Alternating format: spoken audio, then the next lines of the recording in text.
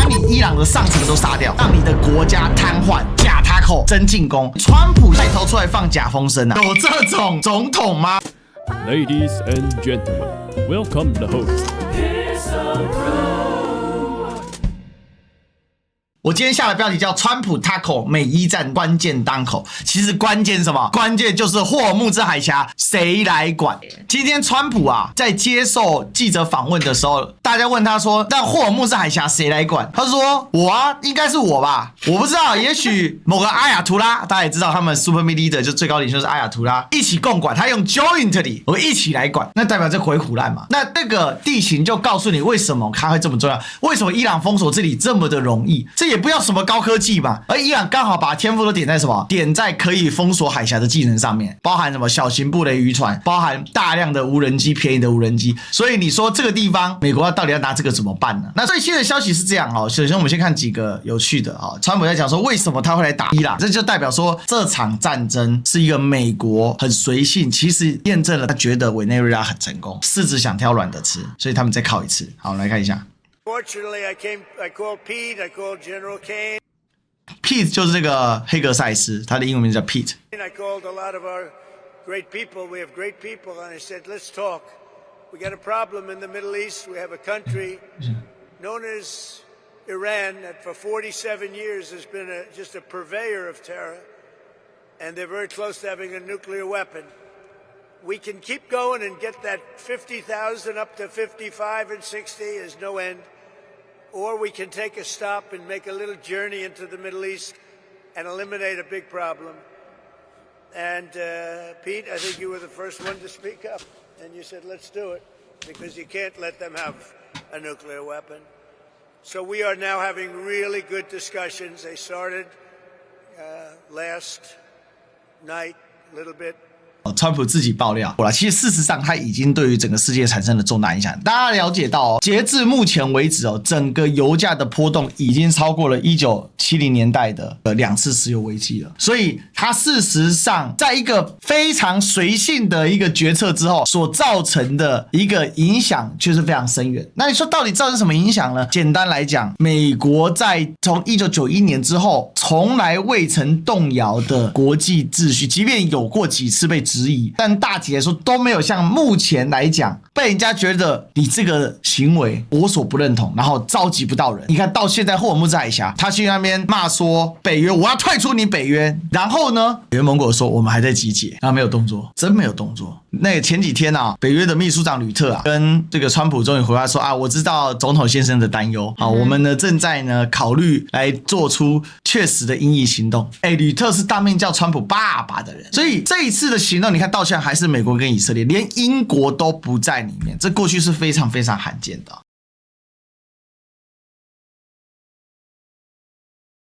但是我们来看一下，伊朗颁布了他怎么样可以通过霍尔木兹海峡的原则。他说封锁对不对？其实我跟大家讲，他还是有通过，只是通过量只有 5%。那怎么样来通过呢？我们看一下。伊朗外交部22号发表声明称，霍尔木兹海峡并未被封锁，在遵守因战争形势而采取的必要措施前提下，船舶仍可继续在该水道航行。同时，声明阐述了伊方关于霍尔木兹海峡航运和航行安全的原则立场。声明说，属于美国、以色列以及其他参与侵略国家的船只不符合正常和非敌对通行条件，伊朗将依法予以处理。属于其他国家或与其有关联的非敌对船只，只要没有参与或配合针对伊朗的侵略行动，并遵守伊朗方面公布的安全规章和措施，即可在与伊方主管部门协调后安全通过霍尔木兹海峡。伊朗外交部长阿拉格齐当天通过社交媒体阐述了上述原则。他同时强调，伊朗不会屈服于威胁，与其威胁不如尊重。没有贸易自由，就没有航行自由。美国总统特朗普21号晚在社交媒体发文，威胁伊朗48小时内开放霍尔木兹海峡，否则将摧毁伊朗。好，第一个呢，属于美国、以色列以及其他参与侵略国家的船只不符合正常非敌对通行条件，伊朗将依法予以处理。他这里其实讲的是非常清楚的，伊朗这个底气啊也真够狠，而且你要仔细观察，它是由伊朗外长阿拉格齐来宣誓，这里面就有很多很有意思的东西哦，我们一个来解读啊。第一个，阿拉伯海湾这几个国家，因为你们开放基地给美国，也是什么？也是参与侵略国家，伊朗将依法予以处理。所以大家理解到了吗？美国这是他们有史以来第一次对这么大型的国家进行入侵，真要比的话，我讲一句心里话啦，天兵也不过如此吧。而且我跟你讲，关键是什么？美国在那边笑俄罗斯打得很拉垮，伊朗跟乌克兰比起来，虽然伊朗的基础条件实力可能比乌克兰好一点，但乌克兰后面有美军加什么北约加欧盟啊，这个差距还是很大的哦。跟伊朗这种被制裁的，基本上都是老飞机。你看这个 F14E 大黄蜂，那个都多老的飞机啦。而且你看，伊朗是要依法予以处理，所以代表什么？伊朗是一个建制很完整、现代化的一个国家，它不是一个单纯的随便搞的一个国家。一点是美国没有想到的，伊朗是完成现代化的国家。虽然你看起来是一个2元的共和国，它是由伊斯兰跟共和国组成，可是事实上神权只是它的其中一块，对于它的治理的完整度的工作。而真正的意义上来说，它事实有完整法度的国家，它是可以给你端出台面，而不是一些像非洲那一种不是很成熟的国家，什么都是人治的国家，它是可以跟你讲法。那关键是阿拉格齐出来宣布啊，他有点类似印度的苏杰生外长啊，就是在伊朗国内他相当有声望，他来宣布。可是大家也知道，伊朗现在实施马赛克战略，所以呢，31个省是可以各自行动。那为什么他们发表这个声明由外长来发表？但是不代表地方跟中央已然脱节了，而是外长依然可以代表革命卫队，代表整个伊朗的大方向来表达他应该表达。所以这些东西也很有可能是什么？早就已经都制定好的策略，所以他们就依计来行事。现在以色列对于伊朗的高层的狙击的强度显著下降，他们目前的情报的网络精确度已经不落在开战前那么强，而且就开战的时候，其实也是因为透过刚才讲了，美国放风声要他们来谈判，跟去年伊朗从12月开始闹的那个大巴扎之乱有很大的不一样。所以这看起来就是说，伊朗它的一个领导组织上面，它虽然已经做了一定程度去中心化，但是它的横向连结，它的教士集团跟它的世俗集团之间不是形成一个显著壁垒的集团，而他们事实上是能够形成一个有机的融合，这个逻辑就不太一样了。因此呢，外长阿拉格齐来宣布这件事情，它本身就有它的意涵。封锁这个荷姆兹海峡是整个伊朗举国之策，而且他们还推出了他们怎么让你去通行。对，遵循伊朗方面公布的安全规章，你还可以去跟他们主管方位部门来做一个协调跟登记，那就代表说他们还是可以谈话的嘛。就我在讲哦，这个就是伊朗它神奇的地方。我其实也很好奇，我真的很想知道他们到底实际上是怎么去 run。我们以后等到这个战争打完之后，也许我们会更清楚，到底伊朗当时在马赛克战略之下，他们是怎么做到头尾协调的，协调的非常非常的好。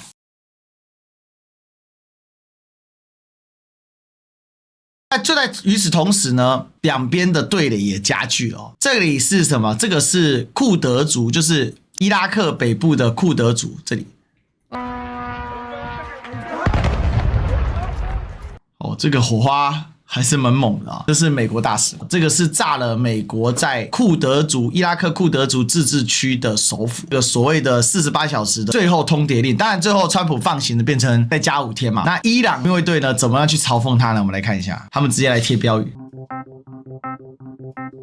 谢谢那些在伦敦对川普抗议对伊朗犯下战争罪行的人们啊，他现在也会做这个国际公关了啊，还有。因为西班牙非常的反战，西班牙现在这个首相对美国就没啥好话就对了。像美国说要加经费，西班牙说我打死不加。那为什么西班牙打死不加呢？因为西班牙的位置就不用加嘛这场战争也是非常的不支持所以他就直接讲到这场战争是违法的。当然这场战争不仅非法也不人道。他说谢谢你总理，你看 Open Hormuz， 救命啊！打开我们海峡，而且很传神是这里还放了一个伊朗国旗。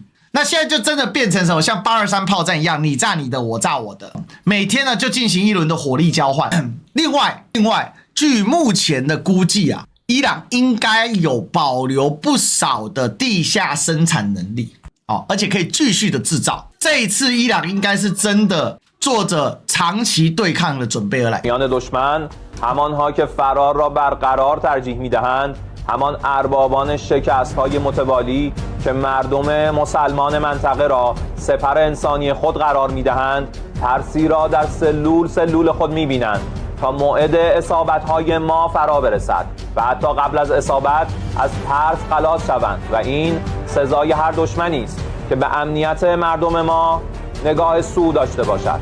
احترام. You are fired. You are familiar with this sentence. You're fired. You're fired. You're fired. You're fired. You're fired. You're fired. Thank you for your attention to this matter. 谢谢你关注此事，这个是他当时威胁伊朗48小时最后通牒的时候写的那一篇文章，非常非常的呛啊！哈塔姆安比亚中央司令部这个很特殊，这个是伊朗的极为特别的机构，它相当于是伊朗的总参谋部之上再架设一个全军的作战司令部，本来是在伊朗的国防的总参谋部里面，然后它是从总参谋部之外再拉出来这个哈塔姆安比亚中央司令部，作为整个全伊朗国防协调的中央，所以它同时可以协调伊朗国防军，也可以协调伊朗的这个革命卫队，所以这个其实是伊朗最高的军事司令部。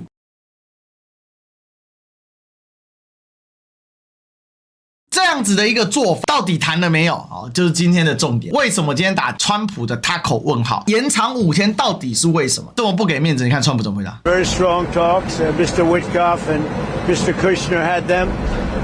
维特科夫是中东特使嘛，库许纳是他女婿嘛，他们说他们讲得很好啊，聊得很好。结果你知道吗？伊朗就发布说没有。They went, I would say perfectly. I would say that if they carry through with that, it'll end that problem, that conflict, and I think it'll end it very, very substantially. So the discussions took place yesterday. They went into yesterday evening. They want very much to make a deal. 全部彻底，非常非常彻底的解决。问题是伊朗说没有，没收到，来跟他和谈了。所以到底有没有 tackle？ 伊朗人认为假 tackle 真进攻，那这也很合理嘛。原因很简单，你想最高领袖怎么被干掉的？就你告诉人家说要谈，那最高领袖去谈啊，然后呢，砰，没了。这位官员说呢，这是伊朗的官员哦。川普最后5天通的意味着美国政权对伊朗实施的犯罪计划会继续，并且补充到伊朗将继续做出回应，捍卫国家安全。因为川普自己在出social上面说，在过去2天啊，美国和伊朗全面彻底解决我们在中东敌对行动啊，进行了非常好、富有成效的对话。所以川普相当于是怎样带头出来放假风声啊？有这种总统吗？川普据说啊，根据这些深入、详细、建设性的对话基调和语气，这些对话将持续到本周结束。只是战争部推迟对伊朗发电厂和能源基础设施的任何军事打击，为期5天，具体取决于正在进行的会议和讨论是否取得成功。2月28号，伊朗伊斯兰革命领袖阿亚图拉赛义德阿里哈梅内伊以及几名高级军事指挥官和平民遭到暗杀后，美国和以色列政权对伊朗发动大规模的无端军事行动。这次袭击涉及对伊朗境内军事和民用目标的广泛空袭，造成重大人员伤亡和基础设施大面积破坏。作为回应，伊朗武装部队展开了报复性行动，用飞弹和无人机对被占领土上的美国和以色列阵地以及地区基地进行了打击。我讲白了，这一趟再出来搞，事实上就是没有谈嘛，人家用最正式的方式跟你回应，就是没有谈嘛。另外呢，还有一个证实的消息是，这个伊朗国家安全委员会的最新秘书已经任命了。那伊朗总统新闻部副部长穆罕默德马赫塔巴伊小哈梅内伊批准啊，经由总统佩泽西奇扬颁布的法令，这个佐卡尔卡德尔已经被任命为伊朗最高委员会秘书。这个佐卡尔德曾担任过权益委员会秘书，这个很重要，这进一步证实整个伊朗的国家体制不仅在美国的这样的斩首之下没有陷入瘫痪，但是呢运作良善。为什么呢？因为这个佐卡德尔曾经担任过权益委员会秘书，权益委员会秘书他是负责协调最高领袖跟世俗机关一个非常重要的委员会，事实上也充任了最高领袖作为日常事务当中处理很重要的这个机构。所以不管这个人到底是谁，其实对我们来讲没那么重要，因为这已经进入到很细节的东西。但是我是想讲的事情是说，他的经历跟他的整个运作，很明显的伊朗并没有因为你炸死了谁他就停下来，这点让以色列来说他的战略就是彻底的失败。以色列的策略是什么？把你伊朗的上层都杀掉，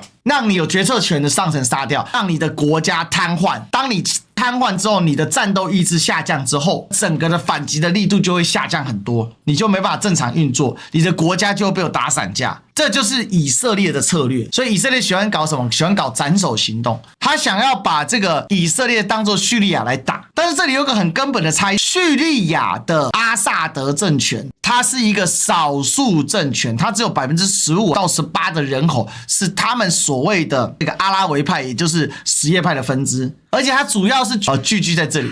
就叙利亚的沿海的2个省份，它主要是聚居在叙利亚沿海2个省份，而叙利亚首都在大马士革啊，也就是说在首都这边呢，根本就不是他们自己的领地哦，大马士革附近都是逊尼派伊斯兰啊，所以这一种逻辑就差异很大。就其实这件事情也揭开了以色列的底裤了。就以色列这个国家看起来小而强，结果它只能打部落战争啊，它只能跟旁边这种弱一等的国家打，比如说叙利亚，它没有完成现代化的国家，它基本上就是真正意义上的小竹林大国嘛。结果伊朗呢，整天被一大堆这个中文区的评论员受到美国的一个影响说什么小竹林大国，教士集团是阿塞拜疆族小竹林大国，然后呢，结果没有被打散架，这代表就是伊朗这个国家就不是你想象的那个样子。但是他出了权益委员会，就代表说他两边都有熟人这一点就相当的重要。